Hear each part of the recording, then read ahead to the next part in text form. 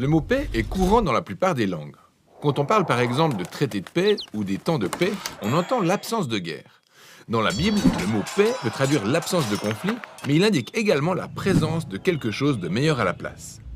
Dans l'Ancien Testament, le mot hébreu pour la paix est shalom. Et dans le Nouveau Testament, le mot grec est eirene. Le sens premier de shalom est complet ou entier. Le mot peut décrire une pierre entière qui a une forme parfaite, sans fissure. Ça peut également se rapporter à une muraille aux finitions parfaites, n'ayant aucun trou ni aucune brique manquante. Shalom décrit une structure complexe constituée de plusieurs éléments, mais dont l'ensemble est complètement harmonieux et reflète une certaine plénitude. C'est comme Job qui dit que ses tentes sont dans un état de shalom parce qu'il a compté son troupeau et qu'il était au complet. C'est pourquoi shalom peut être assimilé au bien-être d'une personne. Par exemple, quand David a rendu visite à ses frères sur le champ de bataille, il s'est enquis de leur shalom. Le principe de base est que la vie est une structure complexe constituée de nombreux aspects changeants comme les relations et les situations, alors quand l'un d'eux n'est pas à sa place ou manque, notre shalom vole en éclats. La vie n'est plus dans son état de plénitude et doit être restaurée. Voilà en fait le sens premier de shalom quand on l'emploie comme un verbe. Au sens littéral, apporter le shalom veut dire combler ou restaurer.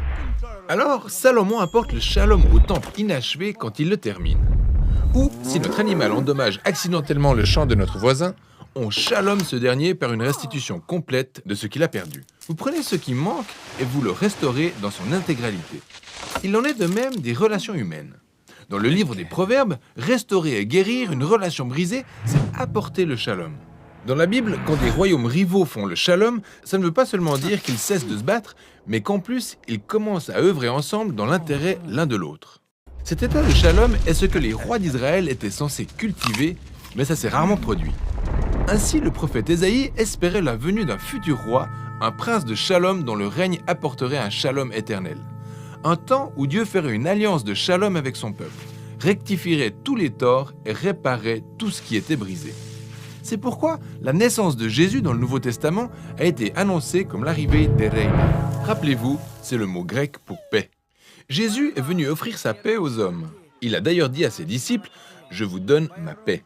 Les apôtres ont affirmé qu'à travers sa mort et sa résurrection, Jésus avait rétabli la paix entre Dieu et les hommes dénaturés. Car il a totalement rétabli la relation brisée entre les hommes et leur Créateur. C'est pourquoi l'apôtre Paul peut affirmer que Jésus lui-même est notre eirene. Il incarnait en tout point l'homme que j'étais destiné à devenir mais ai échoué à être, pour finalement me faire don de sa vie. En conséquence, les disciples de Jésus sont appelés à être des artisans de paix. Paul a demandé aux églises locales de préserver leur unité par le lien de la paix qui requiert l'humilité, la patience et la capacité à supporter les autres dans l'amour. Devenir un artisan de paix, c'est participer à la vie de Jésus, qui a tout réconcilié sur la terre et dans les cieux, ayant rétabli la paix par sa mort et sa résurrection. La paix requiert de ce fait un travail de longue haleine, car ce n'est pas simplement l'absence de conflit. La véritable paix consiste à prendre ce qui est brisé pour le restaurer dans son entièreté, soit dans nos vies, dans nos relations ou dans notre monde. Et c'est ça, le sens du riche concept biblique qu'est la paix.